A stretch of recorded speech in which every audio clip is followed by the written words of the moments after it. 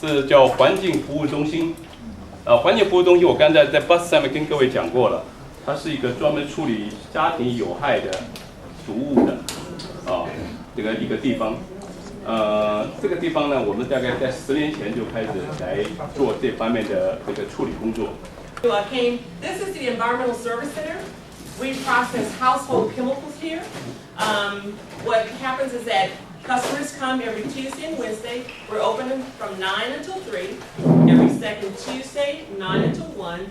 And then we have a north side facility also where residents can come and bring their materials. The city of Houston does not charge, but the warehouse is a drive-through facility. And customers come in with their materials, and we have technicians that will take the materials out of the car and then separate them. We don't process anything here. We're basically a collection site. Service center. This is the only one, like state-of-the-art design. We have the north side, but this is much smaller scale. So we also have a 10 consumer recycling drop-off throughout the city. You know, we have 6 neighborhoods. It was all types of materials. Some of them was radioactive. Yeah, and so you don't know what the average person has in their household, and we tell them that we'll take household chemicals. We don't know what they have until we get them here. And however, as a liquid, it poses a problem. So what we tell people is that you can actually let it dry out. Once it becomes a solid, put it in the garbage. If it's a full can, then bring it to us. And what we'll do is we'll bulk it, or if it's full can, we'll put it on a shelf back there. And you'll see that once we get back there. But what we have to do is to load it up, and because it's a lot cheaper for us to put it in drums and to ship it out rather than individual containers. Here we have the electronics. Now, what happens is that the state says, okay, let's not put TVs in the landfill, but they don't really tell us how to dispose of them. So the burden is on the local government to get rid of material. And so as a convenience to citizens, we tell them that we'll take TVs. Now, this TV, that receives all kinds of things. And what the company is interested in, they will take out and refurbish is that it costs us $1.25 per student to recycle. Cardboard on the wool bag. $5 per battery as an individual. But a lot of people don't want to be bothered, they just bring it to us. The rechargeable batteries for your motor scooters, you have to wear a respirator just handling normal items that come on the floor. But when we start bulking gasoline, we definitely have to have the respirator on, and we have to have another guy watching, just in case you're in the park. Because we get so much paint, they can take how much paint they want. On the chemicals, because we don't have as much. Directors, 3 from each of the counties, but we can now provide services statewide. That's something that was opened up some time ago. Basically, we handle turnkey both areas are safety, reliability, compliance, and cost effectiveness. I have been working with the authority since 1973. Wow.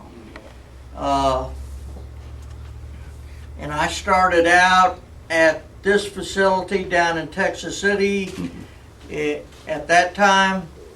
Come on in, Henry. Issue enforcement and control the customers that send their wastewater to us. So just to give you an idea, just to kind of look at this chart behind you here, our facility, if you can see my laser pointer, is located right down here at the bottom.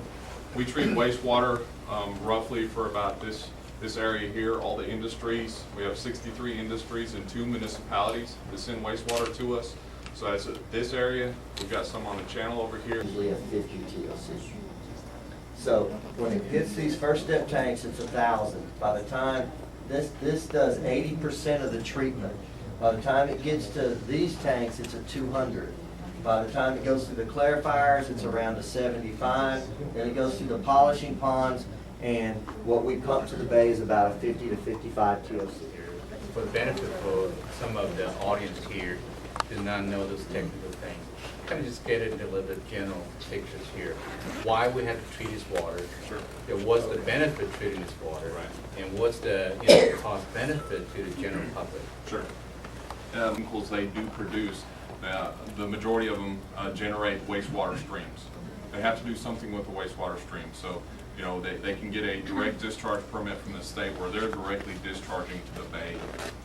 But back in 1972, it was kind of a partnership with us and with industry that we started up, and we kind of grew with industry. And rather than having 63 different industries trying to treat this wastewater on their own, they send it to us. We're in the business to treat wastewater. We do it well. So the benefit is that the agency has to monitor one discharge permit, and they monitor our discharge permit, and we treat the water. We were charged with cleaning up the bay system rather than having these 63 industries trying to, maintain their wastewater system. We're doing it for them, and that's kind of The Population taking medication, when we expel those, it seems to be getting to the water source. How do you treat that? Do you test regularly the amount? How does it affect us? I don't know that it has so much of an impact on us because we don't receive the majority of municipal wastewater. I think that's I have heard studies about that, and that's more of an impact on municipal wastewater systems as far as people, having that in municipal systems and stuff. We haven't seen any of that, on our side and stuff. But we don't receive as much sanitary wastewater as strictly a municipal facility is. The majority of our wastewater is industrial wastewater. It's from the production of. Oh, I thought you take both. Yeah, we do. Your customers, who determine the cost?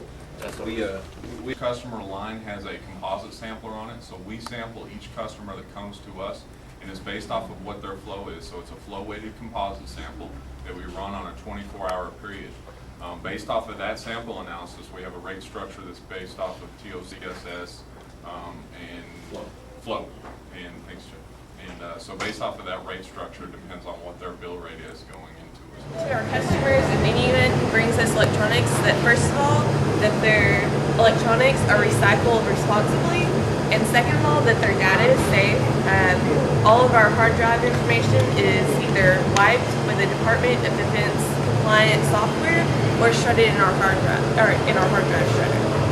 So the other group is on the demanufacturing side where we actually break everything down right now. I'm going to show you our refurbishing side first. Our first goal with recycling is to always try to reuse first, as it's the best sustainability goal.